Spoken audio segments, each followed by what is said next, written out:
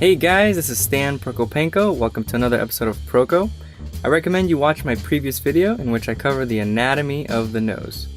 Let's get right to it.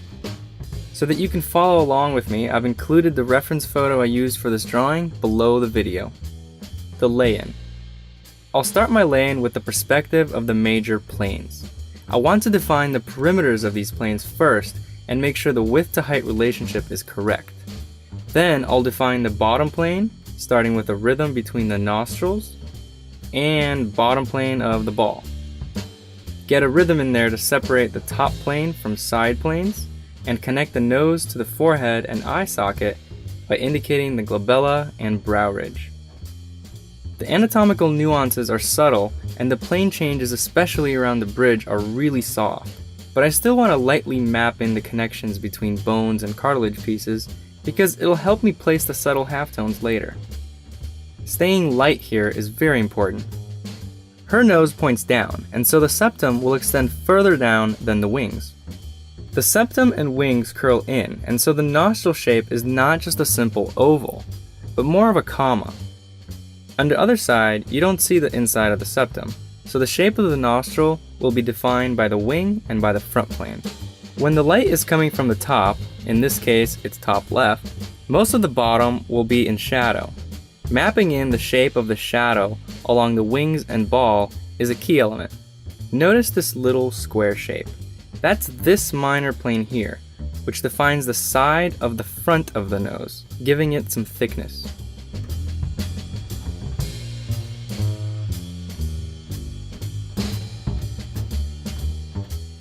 Two values. I'll add the cast shadow from the nose and group this entire mass into one shadow value. Even though I see variations of value within the shadow, like this reflection under the nostril, those light values are still part of the shadow family. If you isolate these values, you'll see that the reflection in the shadow is much darker than the halftones in the light.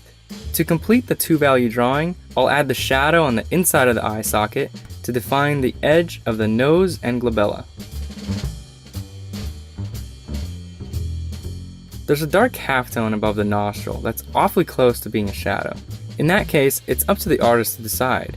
You can push it to be part of the shadow or keep it part of the halftones. Personally, I don't want to accentuate this hook shape, and so I'll define the plane change later with the halftones, defining the full value with dark accents. In this drawing, there aren't too many dark accents, so this step will be fairly quick. The deep holes of the nostrils receive no direct light and very little reflected light, so they will be very dark. Then, as the septum and wings curl under, there will be some dark in those creases. After adding the dark accents, the rest of the shadows appear too light, so I'll go through one more time and darken a little further. I want to do this before the halftone phase, to open up a larger value range for my halftones. Halftones and highlights. When drawing the halftones of the minor planes, I want to make sure that I don't lose the big picture, the values of the major planes. The light is coming from the top, so the bottom plane will be in shadow, the top plane will be the lightest, and the side planes in halftone. The halftone on the left will be a little bit lighter than the halftone on the right, since the light source is more on the left side of the picture. The ball of the nose will usually have darker halftones because of the redness of the blood under the skin. This makes the highlight more prominent on the ball, but it's important not to overdo it. You don't want the highlight to look like a snowflake on the nose. So pay attention to the edges of the highlight and give the edges some variety. Maybe a sharp at the bottom and soft at the top. There's many ways of designing it. The important thing is that you give it some thought. The top of the ball goes into halftone and the highlight disappears. At the connection of the ball to the bridge, another highlight begins and continues up to the glabella where it fades out really soft.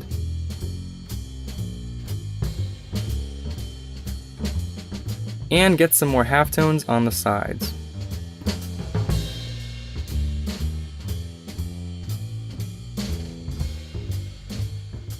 Clean up edges and shapes. I'll go through the drawing one more time and do some cleanup work and define things a little bit better. This stage is about details. I look very closely at every part of the drawing.